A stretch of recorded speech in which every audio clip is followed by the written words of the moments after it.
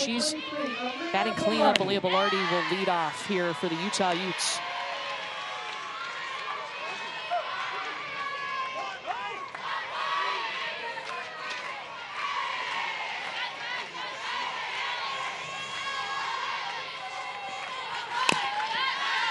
Belardi didn't have a hit in their first game of this tournament. Utah was able to upset Oregon, the 3 seed, on Thursday. But against Stanford yesterday in the semifinals, Belardi 2 for 3 with a walk and 2 runs scored.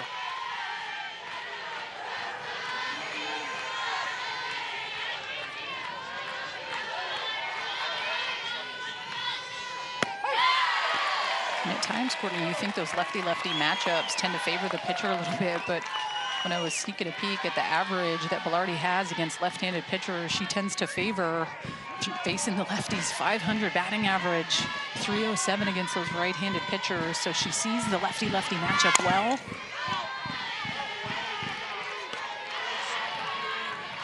And at times, what makes that a tough task for those left-handed hitters is they don't tend to see as many curveballs away, meaning going into that right-handed batter's box. So especially with those slappers that kind of go into that defense mode when they get 2 strikes. When you're running through the box, you have to be mindful of being able to be on plane with that pitch.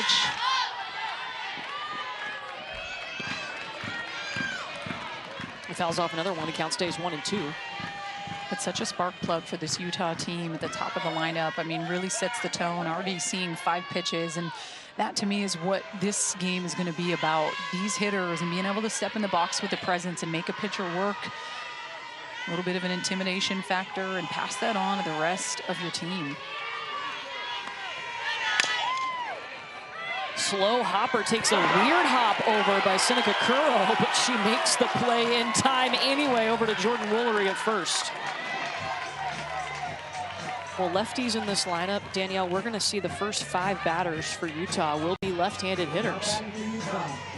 So we'll get that lefty-lefty matchup a few more times.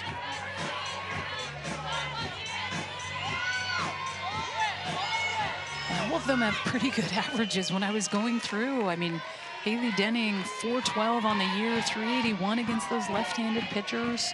That's pretty good. That's pretty good. I'll take it. But you can see the approach from those first 2 hitters, swinging early on in the count, especially knowing someone like Caitlin Terry. I mean, 61% of the time she's coming at you with that first pitch strike. Haley Denning up, as you mentioned, the All Pac-12 first team selection, and she's Utah's all-time hits leader. It's quickly 0-2 in favor of Caitlin Terry. They call her KT.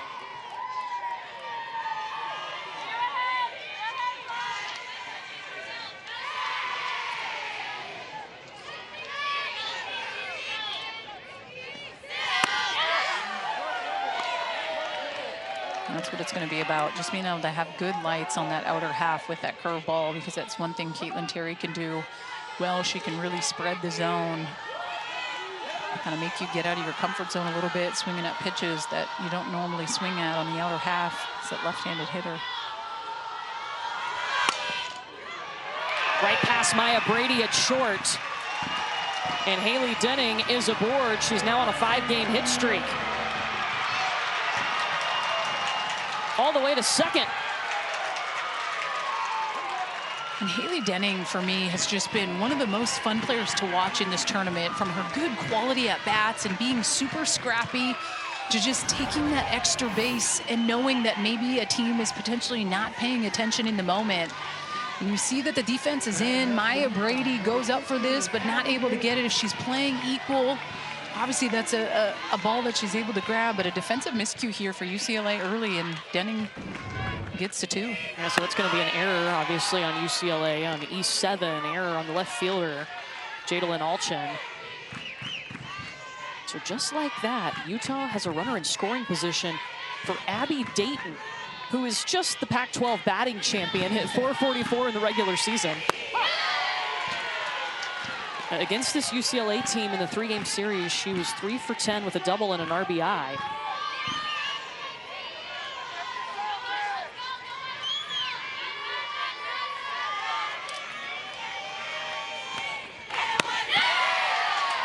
Solid spot by Terry, using that curveball, perfect location.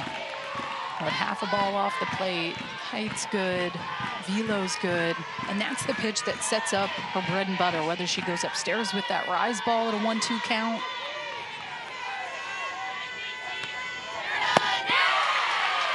There it is. The swing, the miss, the K for Caitlin Terry. And that's just picture perfect.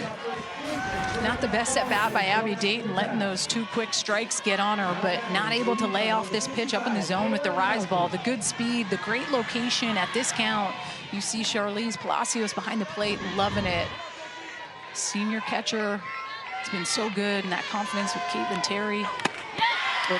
Here comes Kayla Nelson, who yesterday was 2 for 3 with 2 RBI. Driving in the only 2 runs for Utah that would eventually send them here to the championship game. And she comes in swinging. And you're seeing that from Utah right out of the gate, swinging at pitches early on. I mean, that last one by Kayla Nelson, a little bit up, tough to barrel that thing up when it's above your eyes. So 2 quick strikes, gonna have to battle.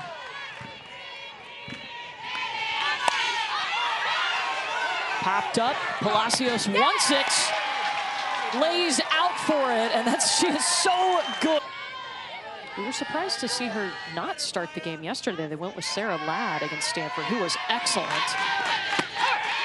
Lopez eventually came into the game in relief and pitched 2/3 of an inning and got the save, but quick change here with the wristwatch, so if you will, that signals in which pitch. And here's the UCLA lineup. Charlize Palacios is the one that just belted a home run over Arizona. Her old team, the go-ahead home run in the 5th inning. All 5 of her career home runs against her old team, Arizona, have either put the Bruins ahead or tied the game. That's saying something. And that's after you have Maya Brady, the back-to-back Pac-12 Player of the Year, leading off. She's the one that really got the fire going in the 5th inning. Yeah, she's been just rock steady for this team since she's come on campus as a freshman. I don't know what else you can say. The numbers don't lie, and the personality of a young lady like that, like even when we had our calls prior to this whole tournament kicking off, and Kelly Inouye Perez said she was the rock for us when we felt down at the beginning of the season and weren't playing the way that we knew that we needed to. And it's those types of players, because Kelly Inouye Perez made it clear she could have very well just thrown her hands up in the air. Hey, it's my senior year. I've already done a lot in this game, but continued to go to work and showed this group, hey, like, we're going to be okay. Let's continue to keep putting one foot in front of the other. And it's a team, in my opinion, that can potentially host a super regional and get that top 8 seed. Yeah, and that was after this UCLA team. They started the year 3-4. 4 of those games against top 10 opponents, and there were so many question marks. And that's when Maya Brady stepped up. She didn't back away. She came in, she goes, you know what, I believe. And that's when the Bruin magic this year really started. When someone like Maya Brady feels that way, because the whole softball world with how UCLA started, like, couldn't believe it. And rightfully so. I mean, they shocked the world by losing in a regional last year, and that was kind of crazy not having a UCLA or an Arizona in the postseason. Like, it just kind of, when I say postseason, I mean you always tend to see UCLA in Oklahoma City, and they didn't even make it to a super. Wow, what a statement, though, from Mariah Lopez. You come out and you strike out the Pac-12 Player of the Year. And it took 7 pitches to do so, and at times that may be the task, but it's all about quality spots. Look at this curveball on the outside part of the plate. This is low and down in the zone. Such a good spot by Lopez. Fire me up. This is just the 14th time, only the 14th time Maya Brady has struck out this season.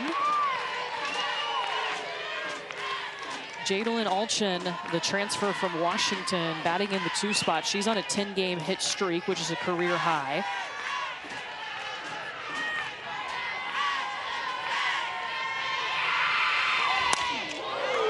Towards right field, towards the gap. Reese Lee is moving over.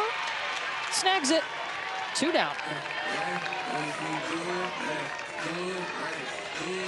You talk about another veteran, steady presence. That is Charlize Palacios, who is walking up to the plate now, started her career at Arizona, was really in that DP role, mostly for Arizona, came to UCLA, took over at catcher, and I mean, what a difference for the pitching staffs. Well, and it kind of hurt my heart a little bit last year when she got hurt. Yeah. You get to like really play out how the season went, and you look at the year that she's been able to have this year and rock steady behind the plate. But the confidence that a catcher instills in the pitcher is what makes the difference at times between the good and the great batteries. Like, it cannot be done with just the arm in the circle, that connection and just the awareness of the moment. And that's something she's so good at. See that screwball, such a good pitch by Lopez, really hitting good spots.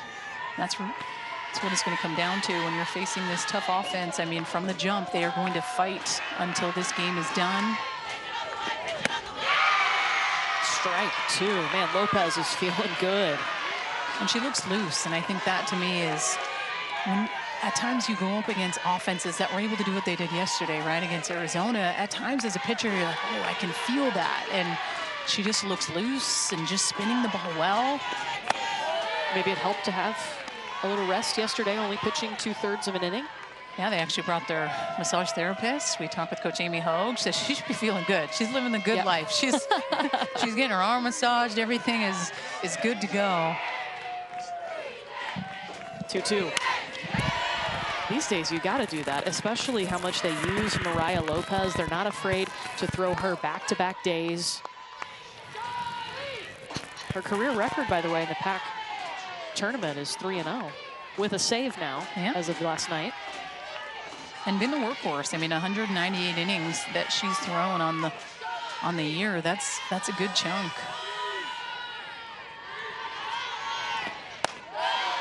Good take by Palacios. Pitch she swung at early in this at bat, and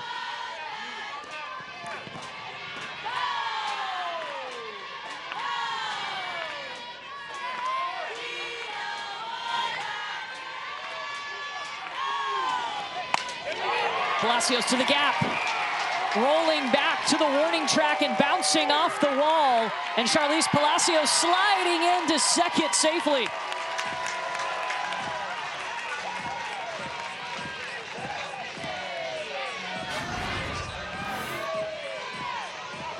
And this is a screwball on the outside part of the plate that's elevated up just a little bit. And I mean, Palacios hitting that screwball at a 500 clip, not too shabby, and she just tomahawks this thing straight to the warning track, gets to 2, continuing that momentum on from yesterday.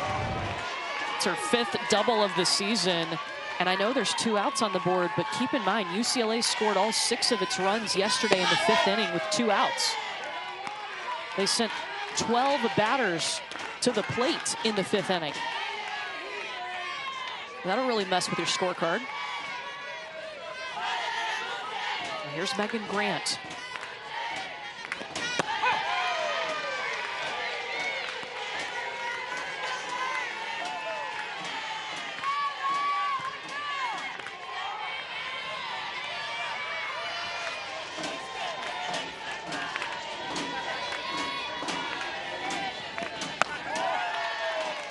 Up high for ball 2. Megan Grant has reached base the last 13 games. She's hitting .357 on the season. But just 1 hit this week here at the Pac-12 tournament. That was against Arizona State on Thursday.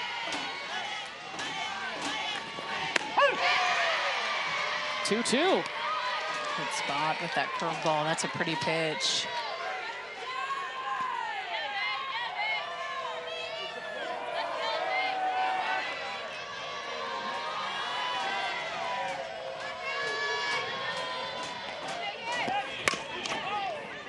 Hopper over to Belardi. And UCLA will leave a runner in scoring position. A rematch of last year's championship that saw the Utes upset the Bruins. Neither team has forgotten that game.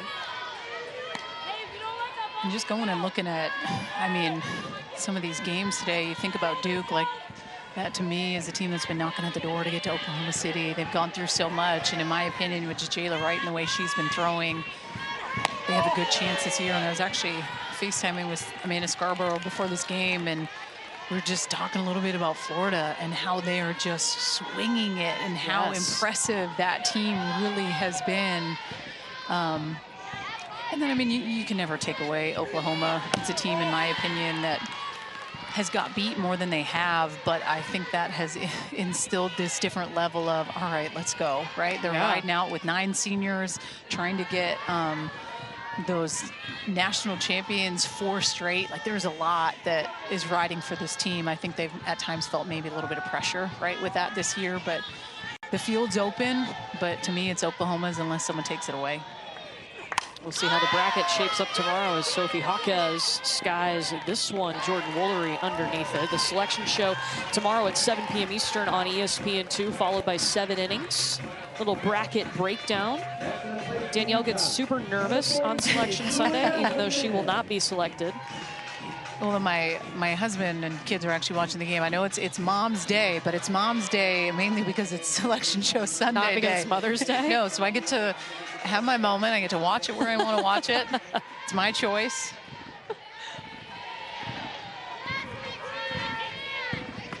Well, both of these teams projected to be in the postseason, of course, as Julia Jimenez steps in against Caitlin Terry. And I think it's such a nerve-wracking day. It's because, I mean, you fight so hard for that moment in time as a student athlete, right? And it kind of sets your fate. There's some matchups that will definitely do you justice. And then there's some matchups that if you get lined up with the team that, for instance, it always used to be kind of that 16 seed going up against that #1 Oklahoma the last couple of years, right? But now, who knows what the selection show's going to be about as far as Texas dropping today and Oklahoma and Texas being even, 3 apiece. Jimenez. What a catch by Jadalyn Alchin. Dove for it in the sun, even with her sunnies on her head.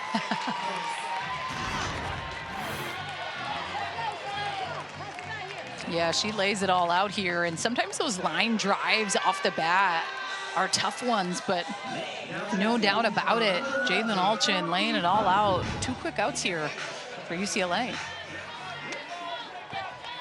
And now Shanti Posse, the freshman shortstop, steps in, 2 down.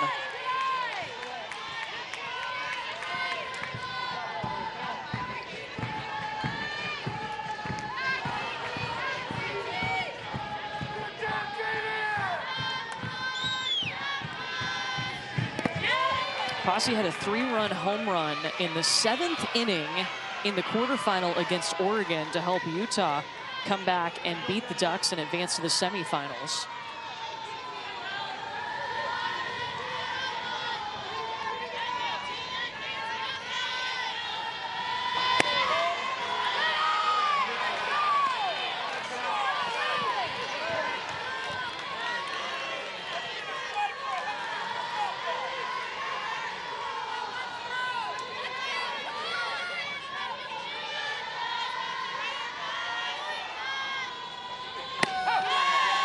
Here's the first strike coming in.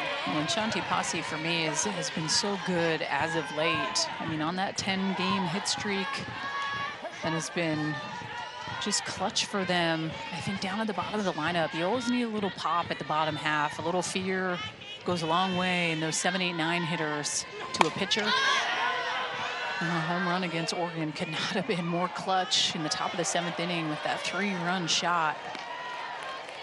Last 8 games, averaging 375.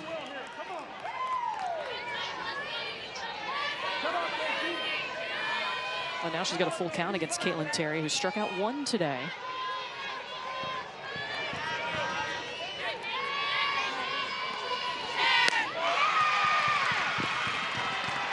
And she'll take the first free pass issued tonight by Caitlin Terry. And you see Shanti Posse going over there to first, and maybe an interesting sight to see Paige Parker out there coaching first base. Well, and we usually see Kaya Gibson, and the fact that you're having someone like Paige Parker with that left-handed pitcher in the circle, she's going to be able to see the hand in the glove, and I think at times it comes with maybe being able to potentially pick something, see a grip, and she's really kind of focused in and fixated. And looking at that, I know that at times has kind of been the trend a little bit with Utah.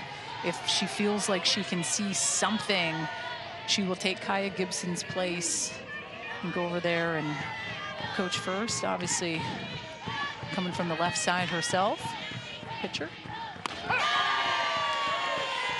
Leilani Melendez, the catcher, up. 2 down and a runner on thanks to the walk.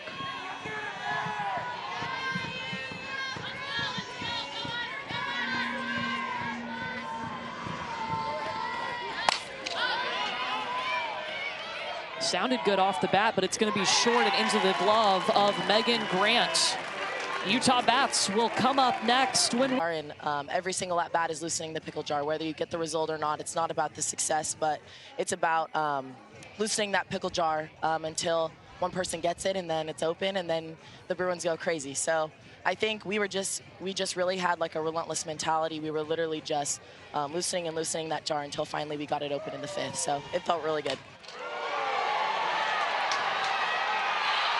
The pickle jar is open here for Jordan Woolery. A solo shot over the fence in center field, and UCLA on the board.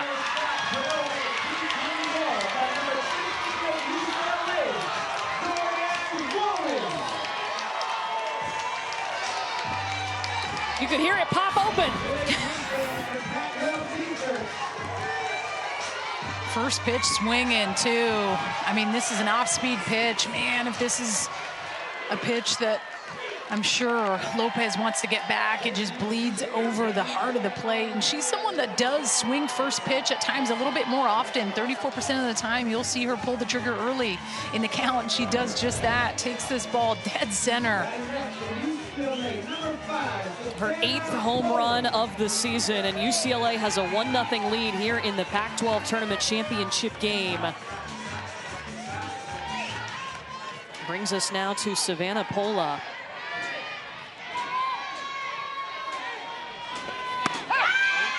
But I want to go back to what Maya Brady was talking to us about, and this comes directly from their mental performance coach, Dr. Armando Gonzalez. And he uses that metaphor of a pickle jar, because they were so caught up in the failure of going up to the plate, not getting a hit. I saw 9 pitches, but then I got struck out. It's the total effect of what you're doing. It's not just what you did, it's how did you help the team? Well, you saw more pitches, you loosened that pickle jar, and eventually, usually in the 4th or the 5th inning, or sometimes here in the 2nd, that pickle jar pops open.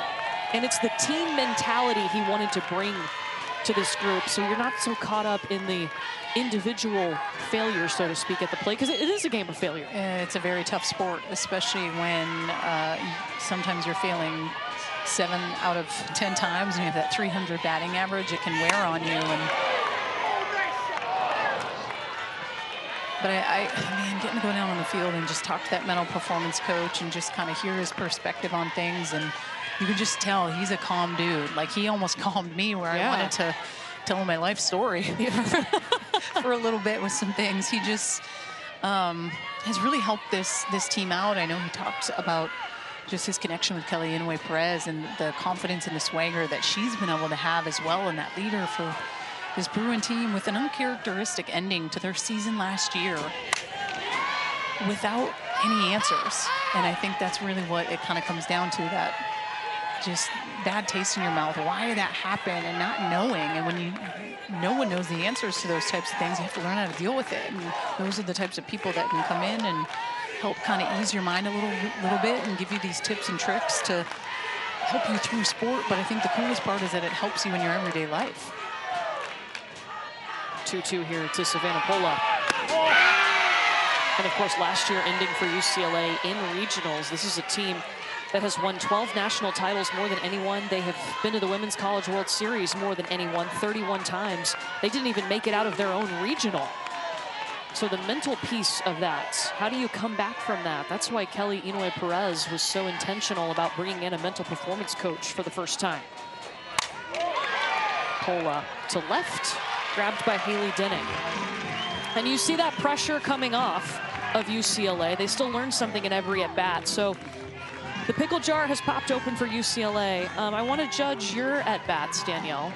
Open this pickle jar. We'll see how good your AB is here. If you get pickle juice on my scorecard, I'm going to be upset about it. It has not been touched. No, it has not been opened. Let's go. That's an easy pop. I'm actually going to put on my burger as we speak. There is some pickle juice that made its way down to my scorecard. Yep.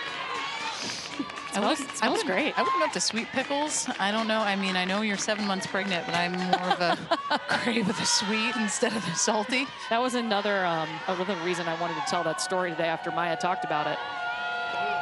Who doesn't want pickles right now?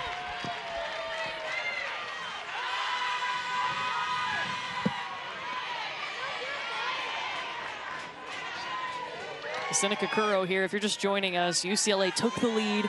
The first pitch of this inning went over the fence off the bat of Jordan Woolery, who's now had a hit in 11 of the last 12 games. You all right with the pickle juice over there? We got it on the peep fit now. I mean, my partner's gonna be leaning over smelling me all night.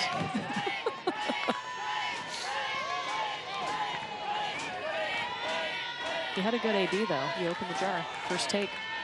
Had a couple solo shots in my day.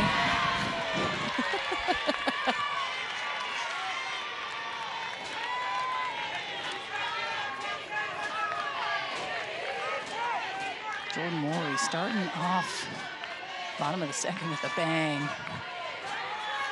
Something about center field in this park. I feel like that tree has taken a lot of softballs over the last 3 days.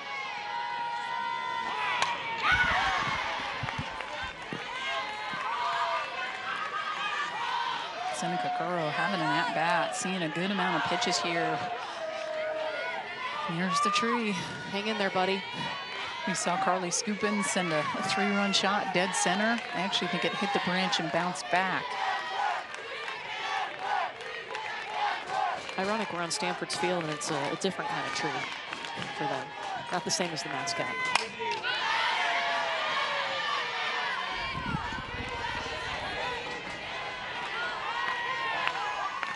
Yeah, these are the at-bats that are really helping UCLA. I mean, learning so much information, seeing so many pitches, making Mariah Lopez really have to work.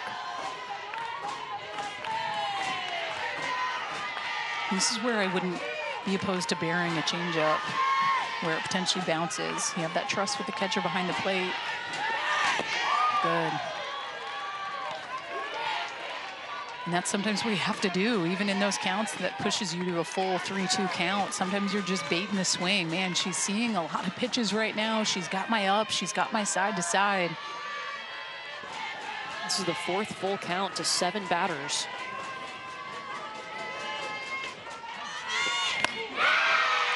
And Mariah Lopez comes out on top for her 2nd strikeout tonight. And that's what it's all about. To me, it's the bounce back. Yeah, you give up the solo shot to Woolery, then you get the F7 to Savannah Pola, and then absolutely battle against Seneca Curro, and you get the strikeout on the inner half with the rise ball. Good battle, no doubt about it, but winner goes to Mariah Lopez.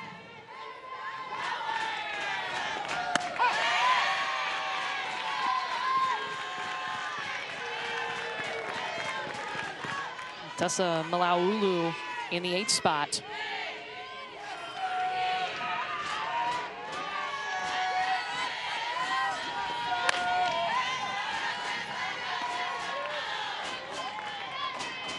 Malaulu hitting 250, over her last 7 games.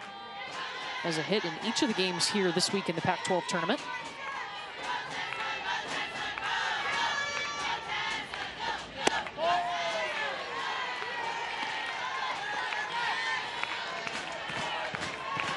And John Baca behind the plate, he has been consistent. I'm not going to say it's a tight zone, but as far as that curveball on the outer half that you're seeing both these lefty pitchers try to work, he is not expanding that zone.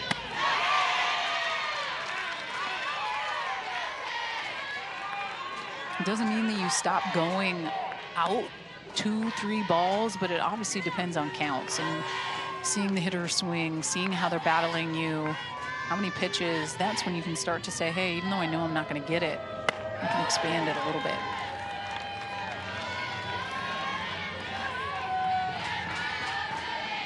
This will be the 6th UCLA hitter to see 5 or more pitches tonight. And another full count.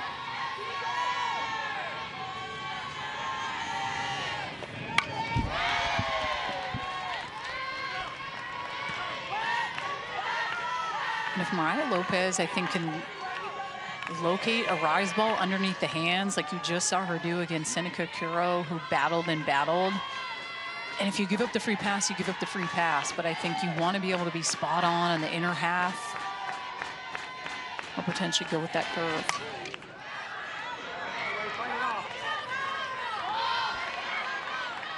That's a good job by Mala'ulu. Good barrel coverage on that in. I mean, she jammed her up for sure.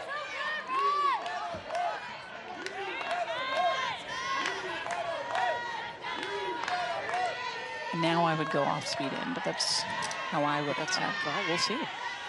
Time will tell. So good. Stretch and show time. That's when we find out how the road is laid out for 64 teams to get to Oklahoma City. We should see both of these teams on that bracket, no doubt. UCLA and Utah. Utah, a team that made it to the Women's College World Series last year, their 4th appearance in the NCAA era. And UCLA looking for a little redemption in this year's postseason after being booted in regionals, an early exit last year for the Bruins. And I mean, getting to watch softball in the postseason, there's nothing like it, but I also think it's pretty fun to have like a built-in bestie on the road. Yeah. Where we just get to, you know, talk shop, do softball, hang out. Yeah. Like, you get to hear me out and why I get so nervous in the postseason. And you're like, what's wrong with you? I know, I'm just checking in. Wellness check. But I feel like when you've lived it, you can never take that piece out of the athlete because you know the emotions of what these athletes are going to experience and how intense the moments and the pressure. Slow roller back to Caitlin Terry. And Reese Lee is retired. And you wonder, too, like, the first-time athletes, like Caitlin Terry is a freshman. So getting to experience the postseason for the first time. Well, and I always kind of think the ignorance is bliss part once you get to the postseason, right? The freshmen don't know. And I also think there's something to be said when you have not got to face certain offenses, right? Like, you think of a Caitlin Terry, I mean, potentially get matched up with an SEC team in a regional or a super regional. They haven't seen her. So it's kind of the grind of the postseason and conference tournament and playing the same teams. It gives you this almost fresh mindset heading into that new piece of season where it doesn't matter what's happened. And they don't know the pressure of what's to come. And I think that's the best part because this is a team that is locked and loaded around a player like Caitlin Terry. Coach Kelly Inouye Perez said in that Arizona series, I mean, this was a team that needed to rally behind her. And there was a moment, she said, when we were down 7 runs in game 3 against an Arizona team that she walked right out and she called everybody in, everyone, and they just rallied around her. And she said, y'all have her back. And she said she just saw the players and Brady and Jordan Woolery and everyone lighting up. And she said, we'll prove that you have her back. And that was in that comeback. And she said, it's really kind of never been the same since that moment. Strikeout number 2 for Caitlin Terry. And I think, too, in that moment, you saw Caitlin Terry, who the weight of the world was on her shoulders in that moment. It was senior day. All the families were there. They were down by 7. She took a deep breath because this is somebody that's a true freshman, and her and Taylor Tensley, who's a sophomore, have been carrying the load. These two are the main arms for UCLA this season. That's a lot of pressure. Haley Denning towards Meonio. And 3 up, 3 down. 7 pin forms were worn a year ago as well. It's our statistician, Jeff Muir, everyone. You didn't pick up on that? No, that was fantastic. That's the kind of information we need. Janelle Meonio, the number 9 hitter, it's 9-1-2 due up for UCLA. The difference in this game right now is a solo home run on the first pitch from Jordan Woolery in the 2nd inning.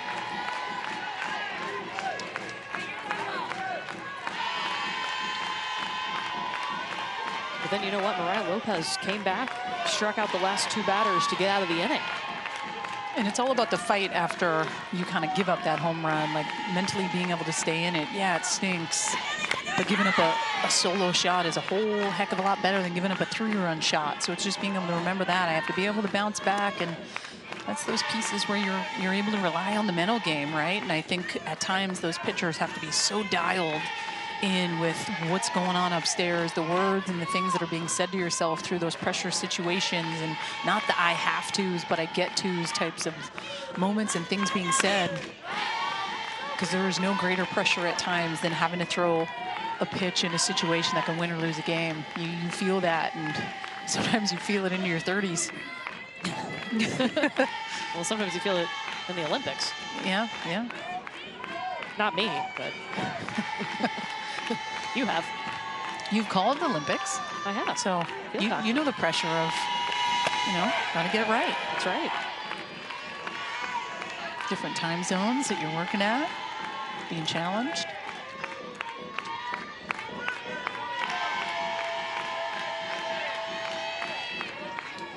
Ball and 2 strikes to Janelle Maonio.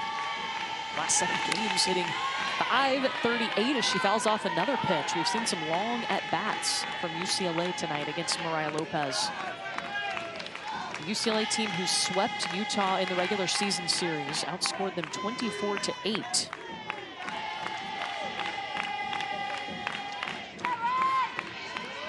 This will be the 7th pitch coming to Maonio.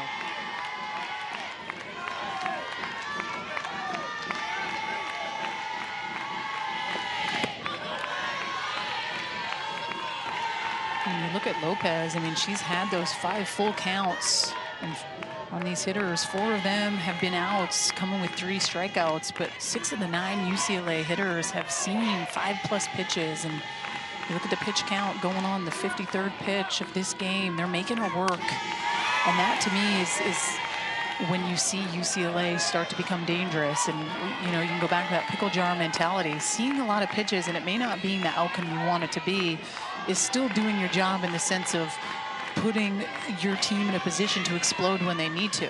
And I think when you see kind of a pitch count elevated like that, and don't get me wrong, these teams squared up a couple weeks ago, they're familiar, but it's quality pitches that Lopez is able to throw under pressure. Pac-12 Player of the Year, an athletic family. Obviously, her uncle, Tom Brady, won a few Super Bowls in his day, but I love how much Maya's mom has impacted her. And Kelly Inouye Perez remembers playing against Maya's mom. She was tough.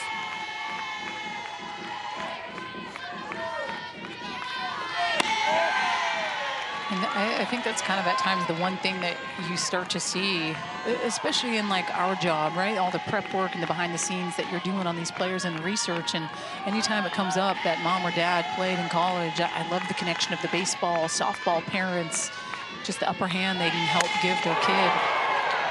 Maya Brady bounces it off the wall. And you knew she was going to make the adjustment after striking out looking to start this game.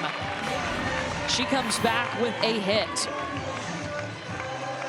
Well, this is a long single. I thought for a second this was going to get out of here. This was just an absolute laser, but that bounce back on the wall, Lee played it perfectly.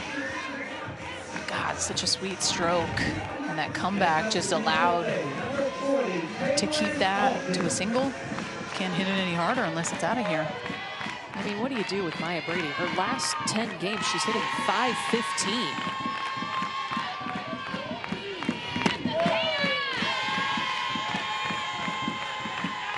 Jadalyn Alchin up now. And I think one of the most important and crazy stats about Maya Brady is just when there's runners on. I mean, I haven't seen anything like it. I mean, 725 average with runners in scoring position, and that's something that I wanted to ask Coach Amy Hogue before this game even started. Like, she's the type of player, like, you don't want to let beat you, right? And she said, oh, definitely. Like, that's a player we have to, if the situation is there to put her on, like, there is no way we can let a player like Maya Brady beat her. And a better average when runners are on than when she steps in there with no one on. It just goes to show she grits her teeth and she gets it done, because she has been that player that they've been able to lean on with her consistency from the jump. Wanted to be a Bruin for a long time, too. Attended camp at UCLA when she was 9 years old.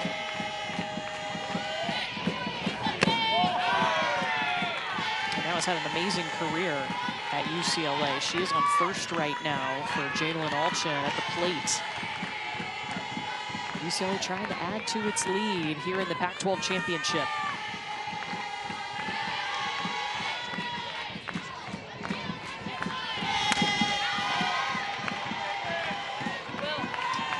And I think you also have to think about those that bat behind her, like someone like a Jaden Alchik, right? Because in my opinion, as this season continues to go on and someone like Maya Brady is in a game-winning situation, the nod's always going to go to that next hitter, because she's the type of player in those moments that you know every pitcher has that hitter. This gal will not beat me in this moment, because they tend to get you 9 out of 10 times. This one over to Velarde. For this guy who has been the ultimate fan. Yesterday he had gold pom-pom pants on. Today going with the overalls. Like romper style. Romper. Yeah. Dedication.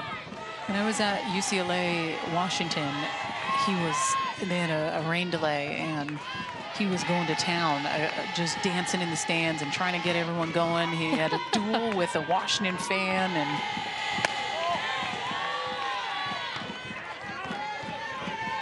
like that to me is someone that like a Holly Rowe should interview if they're at the World Series. Absolutely. Like the story behind all of that.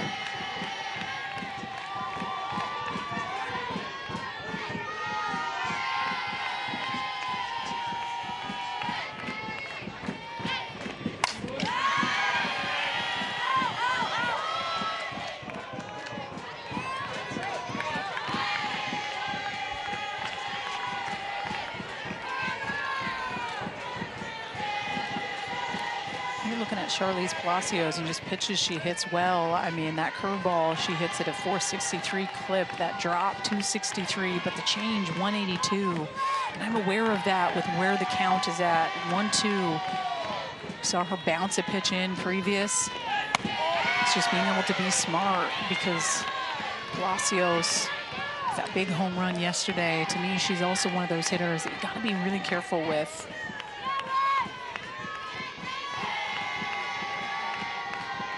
Over 420 her last 10 games. Had the 2-run home run to take the lead against Arizona last night in the semifinals.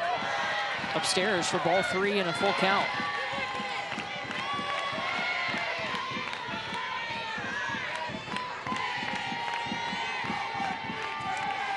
But that screwball is a bread and butter pitch from Mariah Lopez, but has a 500 average against those screwball pitches on the outer half. So it's just being aware what you can get away with. Comes down to location. That's ball 4.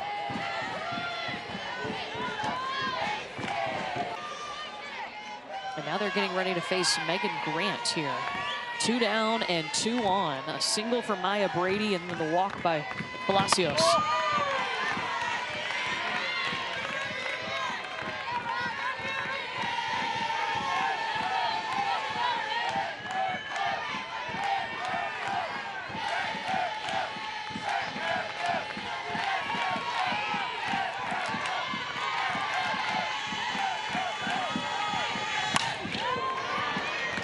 Megan Grant, the hustle coming into foul territory.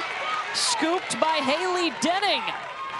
Really make Mariah Lopez work. What are you liking most about the at-bats that you're getting right now? Well, I like the intensity of their swings, right? They are being aggressive. They're going after good pitches. And, yeah, we're putting the bat on the ball. I think, you know, she's throwing some great pitches as well, which is tough, and mixing that off speed. But I like how our hitters are going after their at-bats. Coach, what's one big thing that really stands out to you about your freshman pitcher, Caitlin Terry? She's just a bulldog. She's relentless. She's a little bit fearless. She's got this just swagger about her that's really come on strong here the last month of the season. It's been really exciting to see. Thanks, Coach. We appreciate it. Absolutely. Yeah, you can see that confidence piece. I mean, how have you noticed, Danielle, Caitlin Terry, KT as they call her, grow over her freshman season at UCLA? Well, I think you see sometimes freshman pitchers take their lumps a little bit, and that is a hard piece to swallow, because you want to do well. You feel the sense of pressure with the vet presence that a team like this has, that normally has a junior or a senior pitcher that has postseason experience, right? So you almost want to try to be perfect, but in our reality, I think it's going to come down to being able to utilize who you have on staff. And think about Elisa Fernandez and what she can get someone like Caitlin Terry. Terry leaping up to grab that off the bat of Abby Dayton. You think about Coach Kelly and Away Perez and the different pitchers that she's gotten the chance to call pitches for. Like, those are the little things that help make you better. But all 5, 6 of her jumping up to get that, making the play, getting the leadoff out.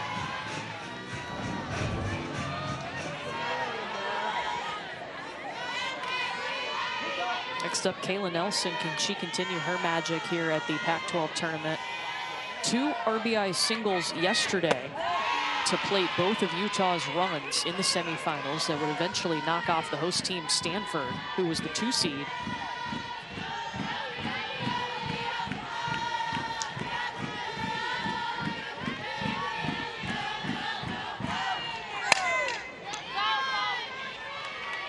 Nelson, an all Pac-12 second team selection.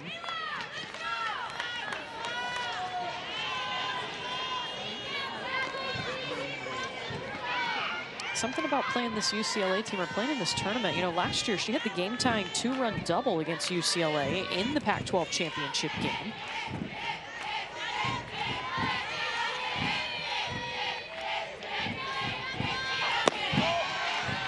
Spent a season at Oregon State. Was on that Beavs team when they made the Women's College World Series. That was the year we were in Knoxville, right? The Oregon State Beavers went in and sent the Lady Vols, left them at home in regionals.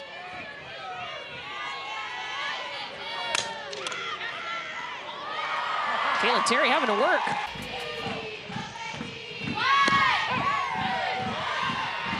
Sophie Jaquez up, and it's quickly 0-1.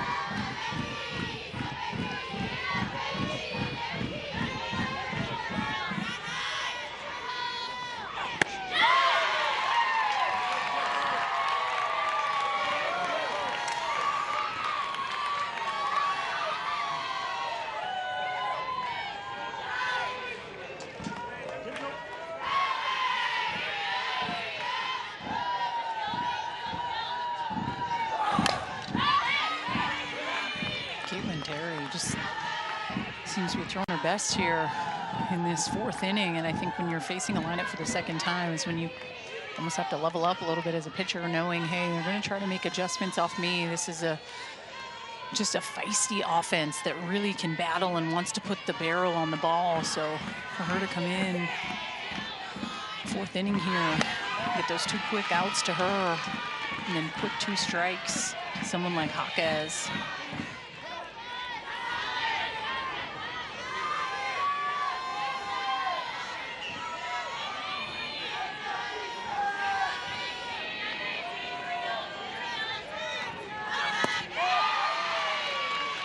But now it evens up at 2-2.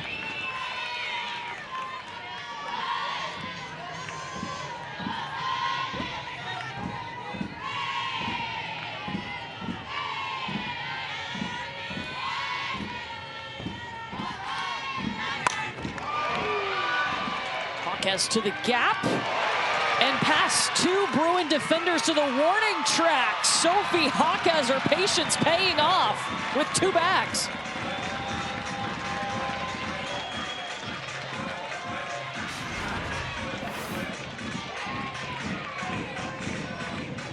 Maybe this is the hit that's going to change it all for Utah here. Man, she sees a good chunk of pitches and barrels this up.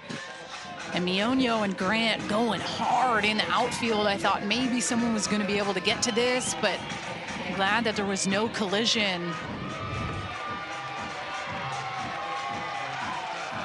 So the 6th double of the season for Jaquez. And now a pinch runner coming in for Utah. Siani Sakai.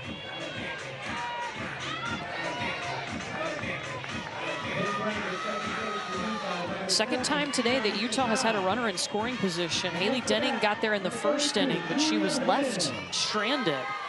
Can Julia Jimenez boot this one around? The tying run at 2nd.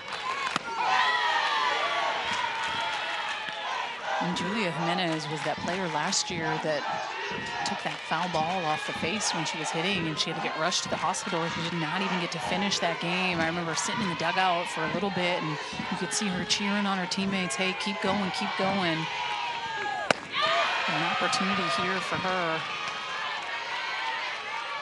Actually made a speedy recovery, and we saw her playing in Oklahoma City. We saw her playing in that super regional, but that was definitely a scary situation. I remember when that happened, I wanted to keep tabs on her like crazy post-game, just kind of figure out if she was going to be okay. Jordan Woolery is there to make the move, and Utah will leave a runner. What are you talking to your hitters about, or what's the conversations that you want to have facing Caitlin Terry and the adjustments moving forward? They just need to stay loose. I mean, this team knows how to hit, and we're going to break through at some point. So they're taking swings like they know how to hit, and at some point they're going to hit one. Coach, conversations that you're hearing Coach Paige Parker have with Mariah Lopez, just kind of adjusting that second, third time through the lineup against this UCLA team. Yeah, she looks really great. She's got pretty much everything working. So I think the adjustments are always just stay one thought ahead of them. You know, if they are sitting on a certain something, they're going to hit it like the one that got hit. Thanks, Coach. We appreciate it. Thanks. Go Utes.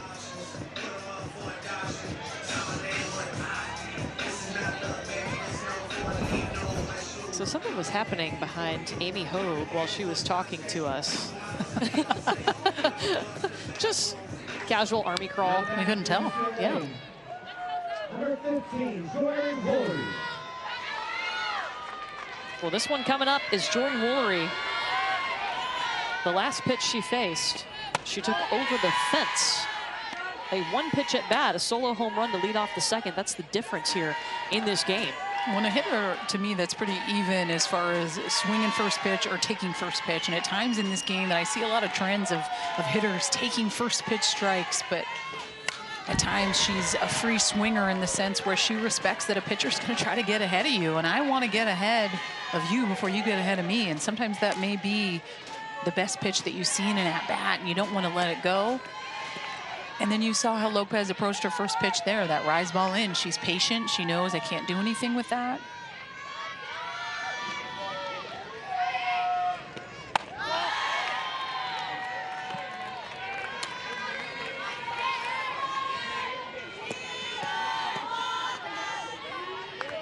Last summer, Jordan Woolery got to play in the Japan All-Star Series with Team USA along with Megan Grant.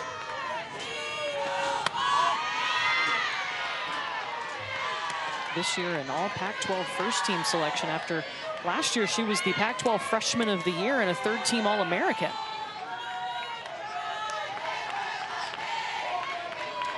Kind of feel like John Baca behind the plates missed a couple that last pitch to me. And the challenging part is if the zone shifts at all, or a pitch that maybe the first time through the lineup you were able to ball today. All day. Make sure everything was charged, the iPad, the phone. I mean, you came in my hotel room. I had one game up on the TV. I know. The other one in my iPad. I was in my robe. I mean, living your best life. Complaints. Yeah, best life. It was great.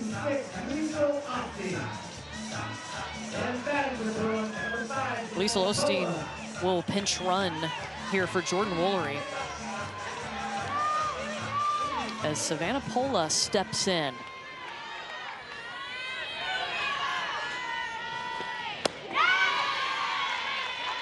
Dirty pitch, just dropping off the table, especially when you have those slappers that are running through the box. The barrel control on a pitch that is just dropping down is a tough pitch to get in contact with. That one gets past Melendez.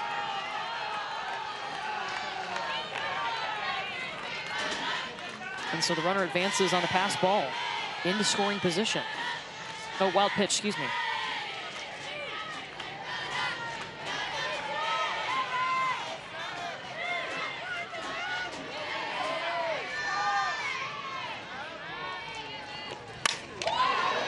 Pola hits it hard, but foul. It's kind of deja vu from her first at bat. She had one that she took to left field, does a really good job of hitting the outer half and just being able to get enough pop on it, sticking her barrel out, and has a lot of giddy up behind it. Triple threat hitter for sure. Drop that bunt if you need to.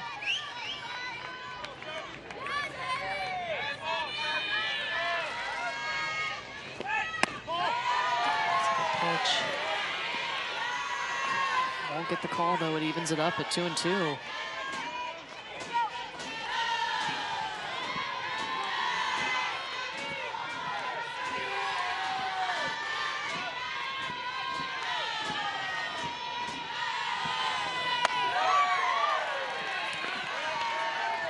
Some of those pitches just way out, right? Those are pitches now working it a little bit deeper in the count to 3-2, which forces you to bring something a little bit more in the zone. She can get that pitch down a little bit. It's an okay pitch, but just elevated too much. Velarde. And that moves the runner to third.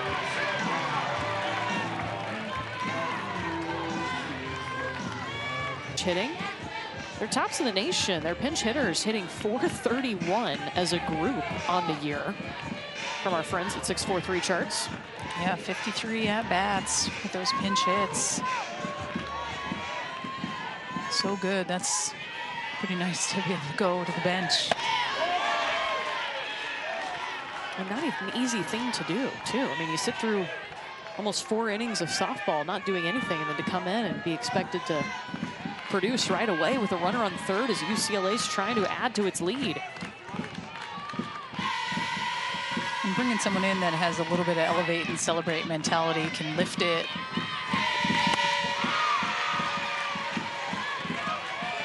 Understanding that one down, but more importantly, you get that ball to the outfield, that's a run that's scored. So kind of owning your job in that pinch hitting role. Hey, yeah, it's nice to hit a homer, but if I can get something to the outfield. And she leads UCLA with 8 pinch hits. And someone that we saw come into the game yesterday against Arizona and get lit up a little bit up in the zone. And if the scouting is done the way I know Paige Parker does it, those are the little things you got to know. Hey, the count, we got a 1-2 count here. We saw her strike out yesterday in that same role. I'm climbing the ladder. I'm challenging that hitter to make an adjustment in the moment with something upstairs. Strikeout looking from Mariah Lopez, number 5. So good. And sometimes that's the backwards mentality. When you know, hey, I struggle with the up. If I see anything up, I'm going to see it down. But it's backwards thinking. Screwball on the outer half, backwards. K. Swagger pitch from Mariah Lopez. It's the 3rd time tonight she's caught UCLA looking. Tessa Malauulu up now. She struck out the last time against Lopez.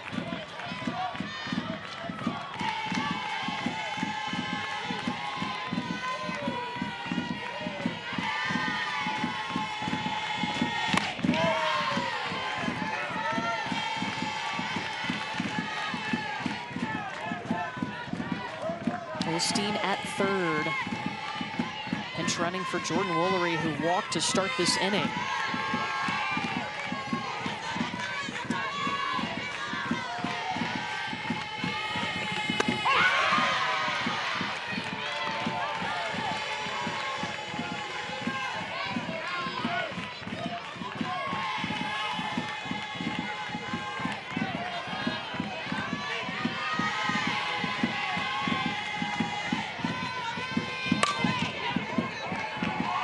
Velarde takes it, and UCLA leaves a runner on the door. They've been seeing a lot of pitches, and they've been making her work as well. And this is a team that knows how to come from behind and absolutely fight. Utah's had 3 base runners tonight. They've been playing catch-up since the 2nd inning, when Jordan Woolery led off with that solo home run. This will be 7, 8, 9 up for the Utah Utes. Starting with Shanti Posse, the freshman shortstop.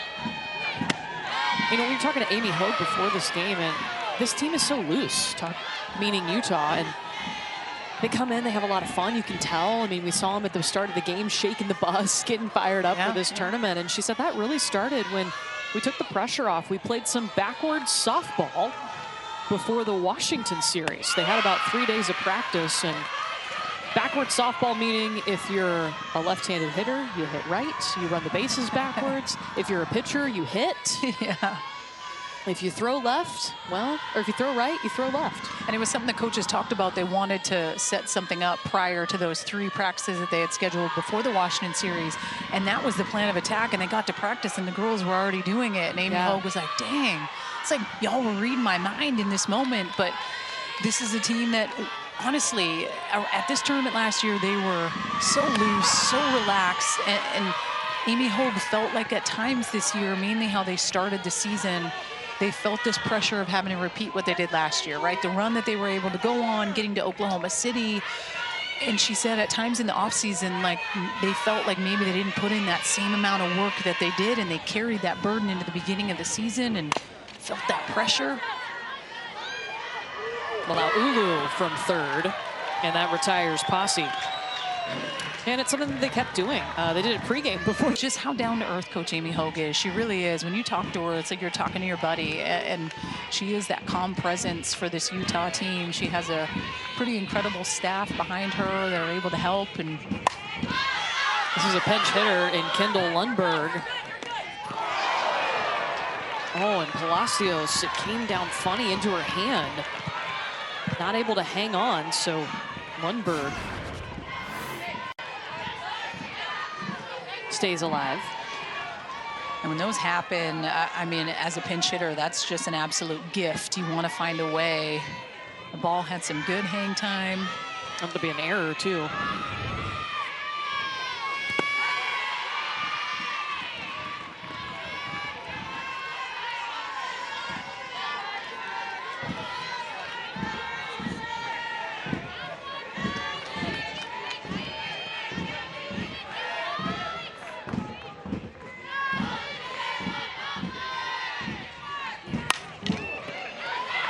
To the hot corner, Malaulu.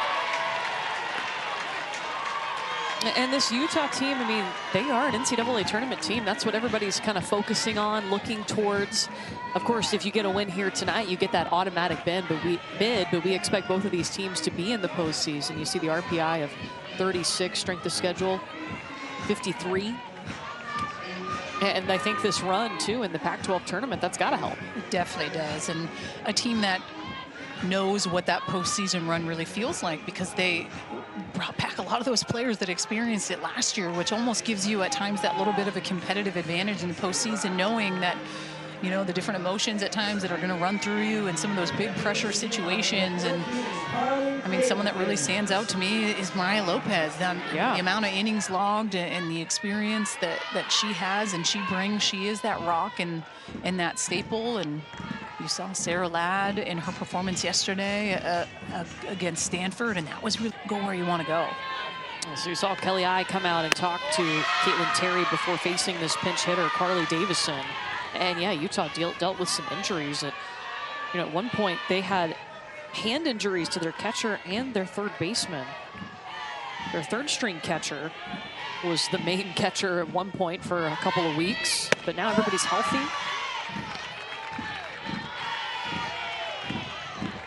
And sometimes Coach Amy Hogue said, gosh, I mean, I can go to my lineup card and everyone's good. Yeah, what a luxury. Ready to go. Yeah. Knock on wood.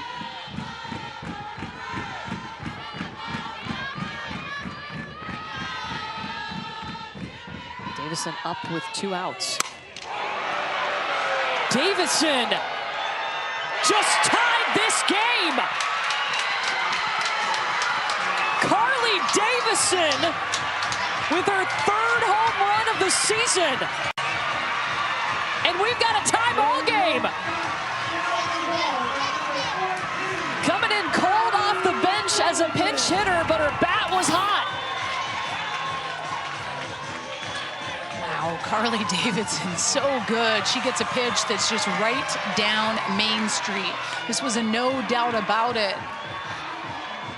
And these are the little moments in sport, Courtney, that, like, when you look back, you always kind of remember, you know, those feelings rounding the bases and the excitement and just ice in your veins mentality and getting around home to your buddies and the excitement across the board. And this is a hot Utah team that thrives under pressure. They love these types of moments. This tournament, even though it's only 2 years young, and it's only going to be 2 years young, just seem to love what it brings. So that goes back to the top of the order with Aaliyah Belardi. And that moment, that feeling for Carly Davison, just a sophomore, but from a family that loves the diamond sports. Her dad played 11 years professional baseball, works for the Dodgers organization, and both her grandfathers played professional baseball. She just tied this championship game up.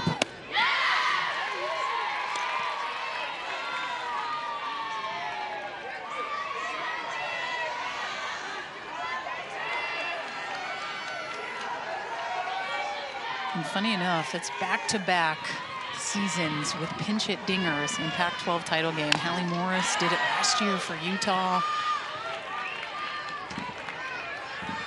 Think about Carly, she also homered in that Pac-12 title game last year. Like, it's just kind of putting those key players and puzzle pieces in, because you've seen them have success in those moments last year.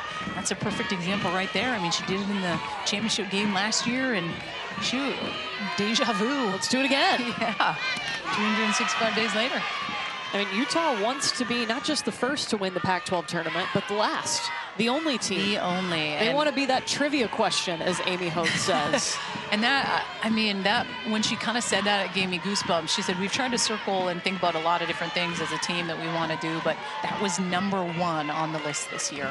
Wanting to repeat, to be the one and only champs of this short-lived 2 years. But God, what a statement that would be.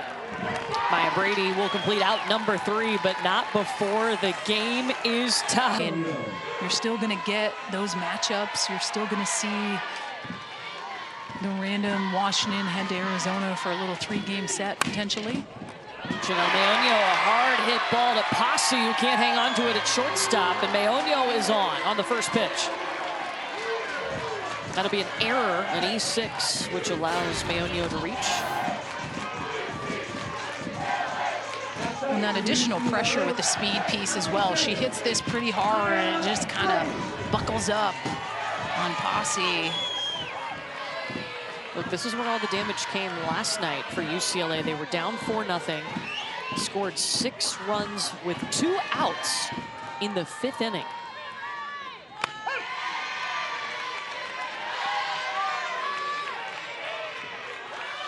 And Maya Brady was the one to start that rally with 2 outs.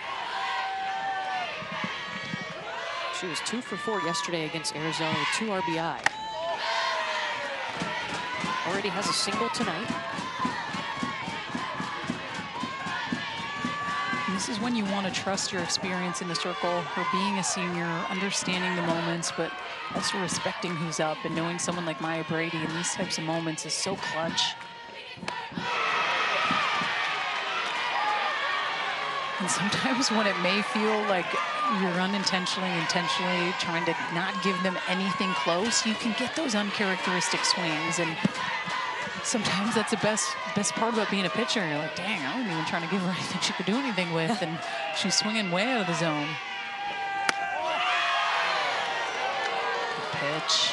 That's where you want it at those counts. 1-2, you do not want anything close.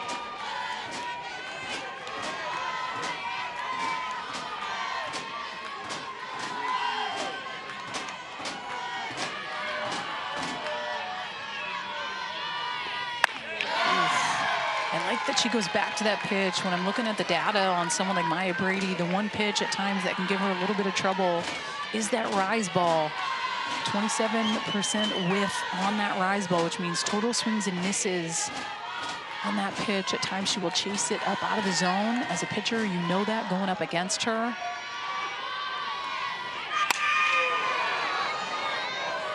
It's going to be short to the warning track. Denning And runner goes back to first. Maya Brady is retired. And that's a great job by Lopez to set all of that up, right? Like, yeah, that's a tank to the warning track, and you feel that off the barrel, but that's an F7, and the runner doesn't advance, and that's a win for you as a pitcher, especially when that's her third ups, right? You tend to see those types of hitters make the adjustment that third time through.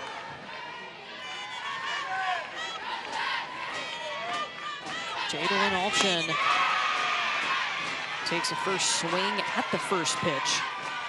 The go-ahead run is at first base right now as Janelle Meonio reached on an error. Alchin 0 for 2 against Mariah Lopez this evening. Jadalyn Alchin, another one of those players at times that'll chase that pitch up, out. 40% of the time she's chasing that rise ball that is up. And like I said with Maya Brady, you know that as a pitcher in those moments, hey, when I'm ahead of you, the pitches that I can toy with and potentially get you to swing at something that you don't normally enjoy swinging at, that's when I want to go that, almost that cat and mouse game. Going on her 100th pitch here of the day. I mean, I'm climbing the ladder again and challenging someone like Jadalyn Alchin to see it down.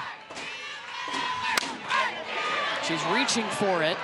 And Haley Denning with a lot of work in left field, 2 down. That's what they do. That is their job, right? And great hitters can hit all spots, no doubt, but there will be that room for error. But she's the type of hitter that if you miss, and you miss big, she's going to make you pay, and that's what happened yesterday.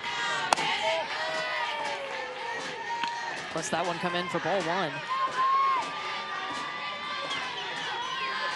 Palacios in the regular season against Utah went just 1 for 9. She did have a home run, though, and 3 RBI.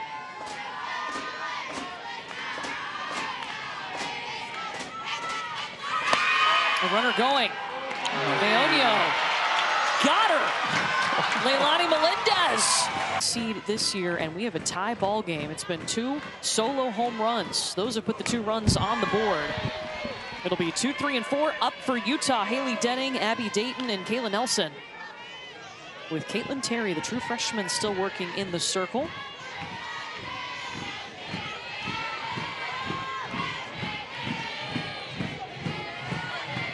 Seeing how Utah is going to adjust here this third time through against Caitlin Terry.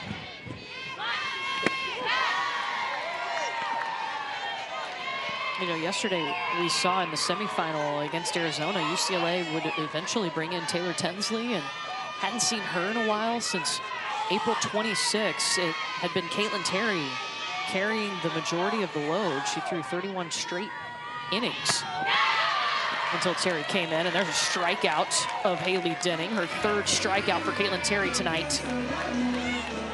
A little bit of an uncharacteristic at bat for Haley Denning. I mean, she's someone when she steps in the box, I mean, she battles from the 2 spot, tends to see a lot of pitches, but got those 2 quick strikes and then swings at a pitch that's just elevated up, can't do much with it. Next up, Abby Dayton. Brady, all the hustle at first. 1 pitch, retired. Well, to me, it's the emotion of how she looks straight to Caitlin Terry after she makes that play and yells. And I think that's really what it's all about. And it goes back to Kelly Inouye Perez talking about having Caitlin Terry's back. Like, those are just the little things in the connection piece of the infield, at times feeling that sense of, man, I have all of these young ladies behind me. It's not just me. And sometimes being a pitcher can feel like the loneliest job in the world. And when you have a defense like this UCLA team and the confidence that they're able to bring to her, it allows for her to rise and play at her best because that trust is there and she knows, hey, they got me just like I got them. Well, that Arizona series was big for Caitlin Terry to recognize that. She has been throwing some of her best stuff since then. That was 2 weekends ago. Then she would go on the next weekend and pitch every inning against Arizona State. Yep. Ironically, opened up against Arizona State here in the Pac-12 tournament. So 4 straight games against the Sun Devils. And that's where she's from, that Arizona State series. All her family, all her friends, all her people. She's from Glendale. Supported her throughout her softball career. Were there to witness. And man, Amy Hogue had to dodge out of the way of that one off the bat of Kayla Nelson. gosh, glad she's okay. Over there, yes. Hit it just a little more to the right. Oh, wow.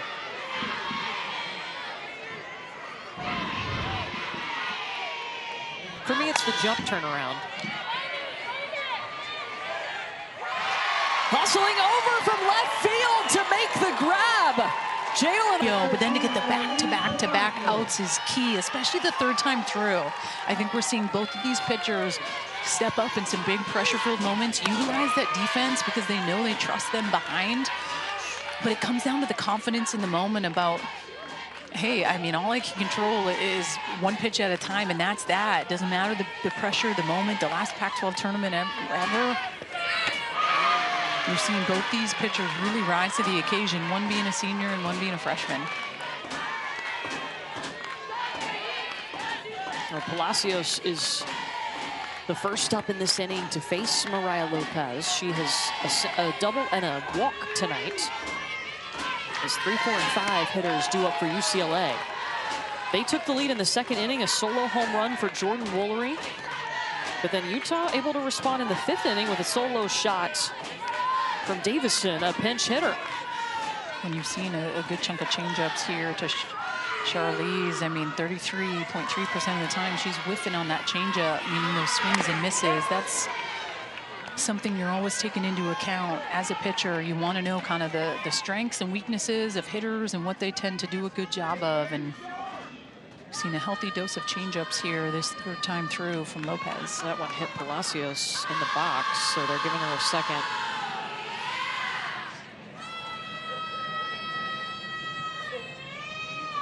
She's pointing to her right knee.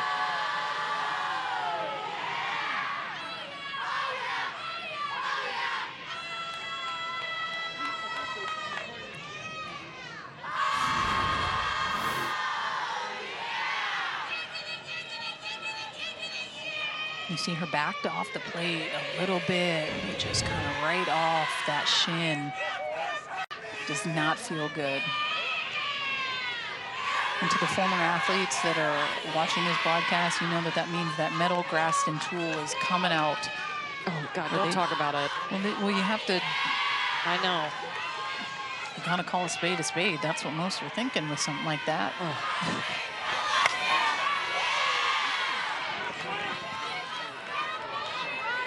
The amount of athletes that have had to head into the training room from hitting themselves in the shin and just ragging on the trainer. Dang it. I'm not gonna like you. 2-2 here from Mariah Lopez to Palacios.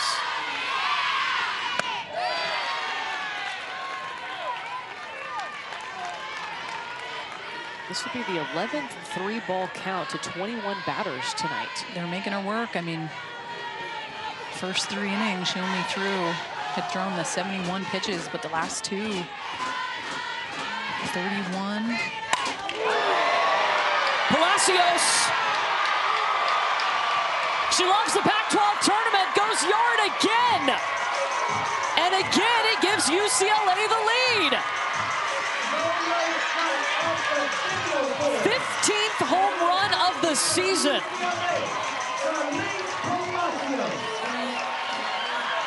It's her 6th home run in their last 13 games.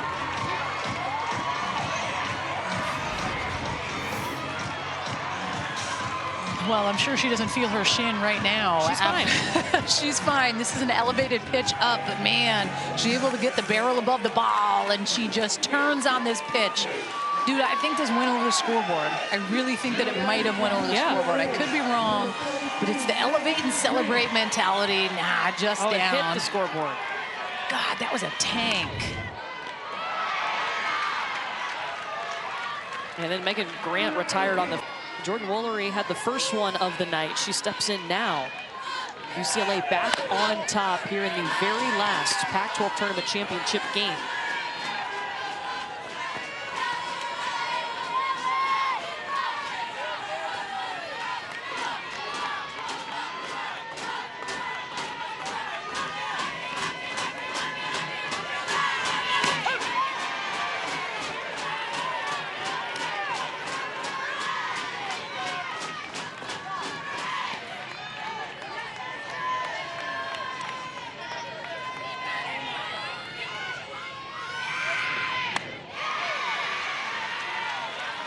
it's all about the responses after you give up that home run. And we saw her do that when she gave up that home run earlier to Jordan Morey on that first pitch.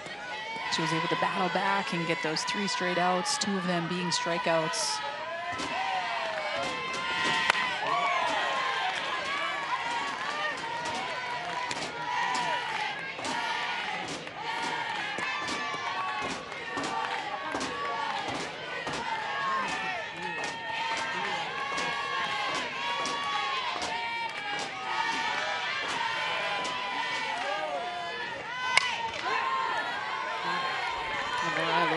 The veteran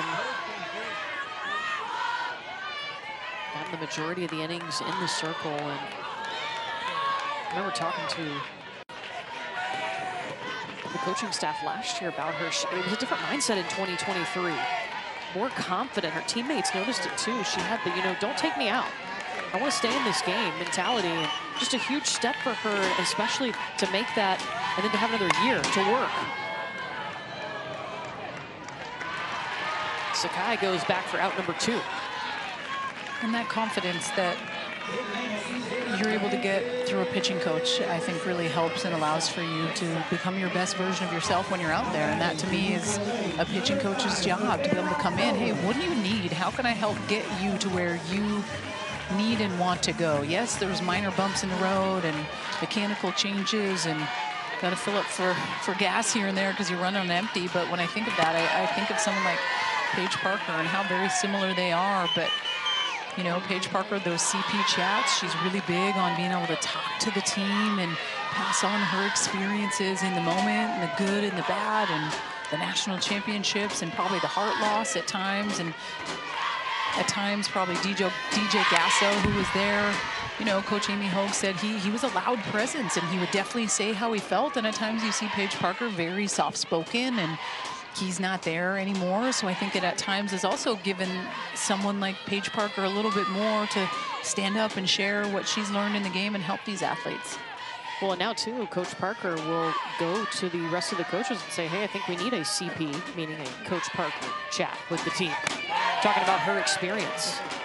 And then they get to ask her questions. It's a two-way conversation that's made a big difference in the clubhouse for Utah.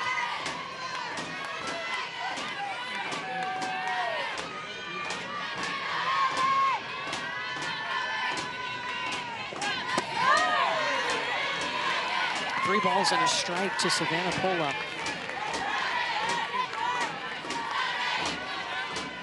Palacios broke the tie with a solo home run to start this inning.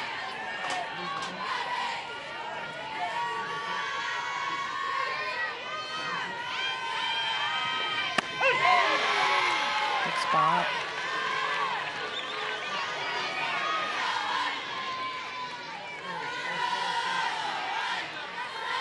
Full count.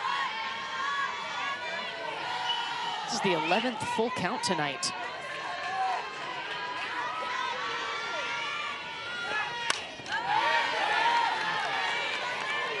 Well, I'm not surprised that she's reached that as many times as she has, just based on the pitches thrown, right? Like 122 pitches. She's logging a good amount of pitches, yeah. And it's not that she's doing a bad job. She's doing a heck of a job, but UCLA is just finding a way to be scrappy and battle and see a lot of pitches. And at the end of the day, when that's the case, the pitcher has to be able to step up in the big moment to execute the pitch, to get the hitter.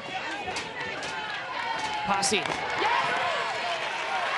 And Utah will have 3 outs. Last night, her first appearance since April 26th. Retired 12 of the 14 batters that she faced. She'll have 5, 6, and 7 due up, starting with Sophie Hawkes, who doubled in her last at-bat in the 4th inning. We were tied until the bottom of the 6th inning when Charlize Palacios sent a solo shot over the fence to give UCLA the lead back. Her last 5 home runs have either given UCLA the lead or tied the game. So when the pressure cooker is on, she thrives. She's up there with Maya Brady. Those two go hand in hand together with just being super clutch and stepping up big for this Bruin team when they need it.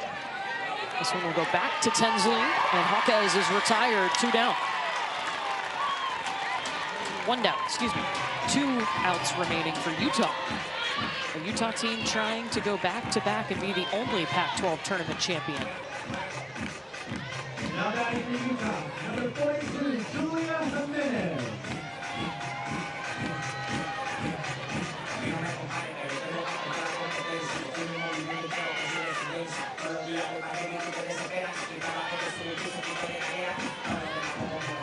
Taylor Tinsley had to carry the majority of the load earlier in the season when Caitlin Terry was on a pitch count, and now the roles have been reversed, but it's been these two main arms, Terry and Tinsley, the underclassmen duo for UCLA. Can they get them a tournament title? There's Julia Jimenez, that one into the dirt, ball one.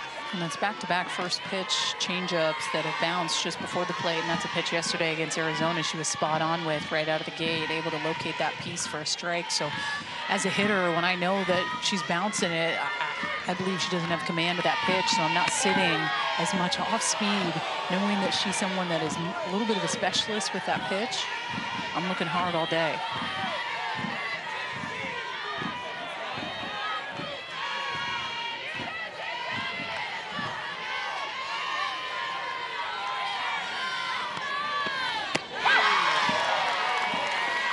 And if she gets you with one, she gets you with one, and she's able to locate that one beautifully. That one coming in at 43 miles an hour with a lot of wiggle up to down.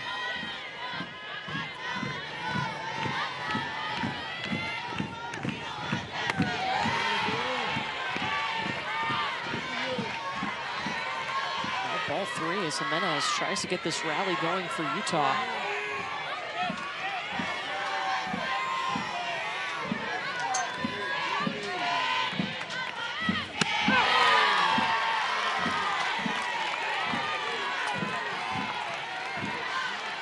Full count to Jimenez.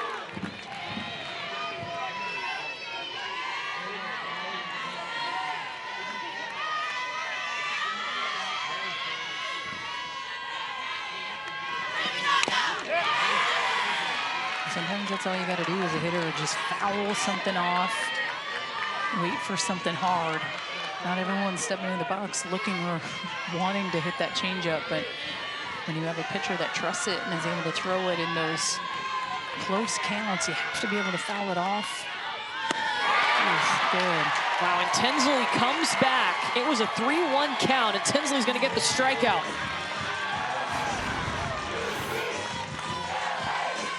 This is just spot on location. Works it to a 3-2 count. Curveball with some good extra juice at the end of this pitch. You see Jimenez, that frustration a little bit, like, dang, I missed it. And one out remains But it's for Utah. Yeah, but it's Shanti Posse who is up. She had a 3-run home run in the 7th inning against Oregon in the quarterfinals to help Utah come back and upset the 3 seed.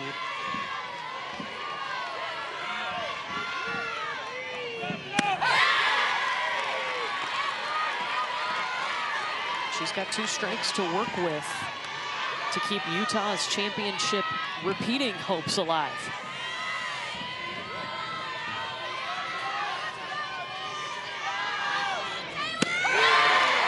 Curveball has just been a money pitch for her since she's been able to come in. I mean, consistent, being able to go to that pitch, throwing her off speed a little bit. 13 pitches she's needed, and is 1 strike away from sealing the deal in the last Pac-12 championship ever, going to UCLA. That would be something, huh? Winning the outright Pac-12 champs and being able to do it in the tournament. That is a really hard thing to do. The back-to-back regular season champs after starting the season 3 and 4 this year. Now can UCLA finish it out here with Tinsley? Ends it with a strikeout, and the final Pac-12 tournament title's going home with the Bruins.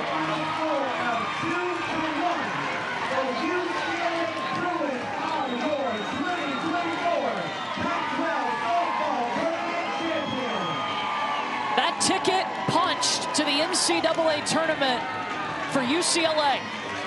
And think about the emotions that's running through this team. I mean, 2 pitchers, Taylor Tinsley, Caitlin Terry, hugging it out. They have just been huge for this UCLA team that has continued to try to have their back offensively. But this was a tight ball game. 7 hits combined, 3 runs combined. I mean, I thought this was going to be a potential slugfest, and it ended up turning out to be a pitcher's duel. And it came down to the home run by Palacios that really got this thing going and sealed the deal. But what a game. Wow. No panic from this UCLA team. They took the lead with a solo shot in the 2nd inning, but then Utah responded in the 5th. Charlize Palacios, the difference maker. Not just behind the dish working at catcher, but also with her bat to give UCLA to retake the lead, and then Taylor Tinsley to come in and close it out. And you just see the hype energy from just everyone because of the emotional roller coaster ride that this tournament took them on last year after losing that heartbreaker, losing in the regional. This is a team that looks completely different, that probably a lot of people counted out when the season started out for UCLA. And regular season champs, Pac-12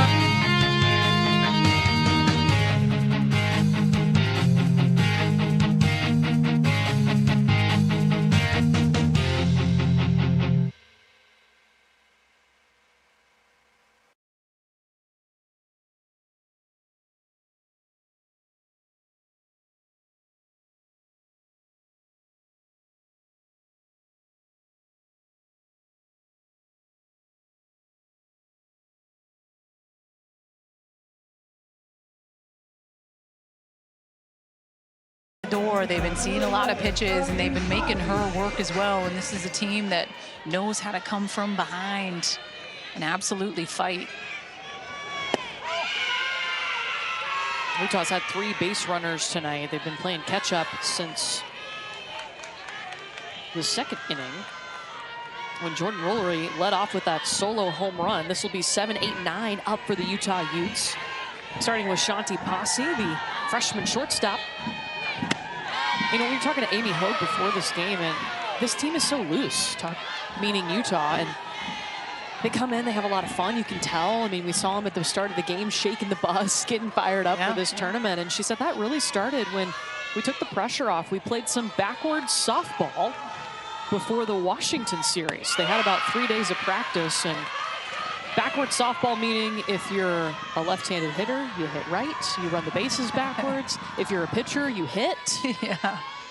If you throw left, well, or if you throw right, you throw left. And it was something the coaches talked about. They wanted to set something up prior to those 3 practices that they had scheduled before the Washington series.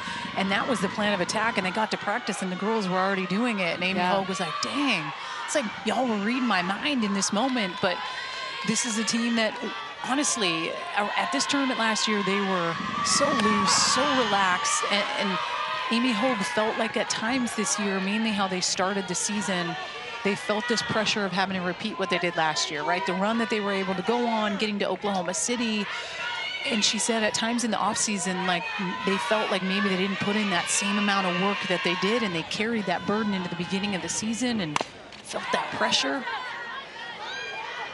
Well, now Ulu from third, and that retires Posse. And it's something that they kept doing. They did it pregame before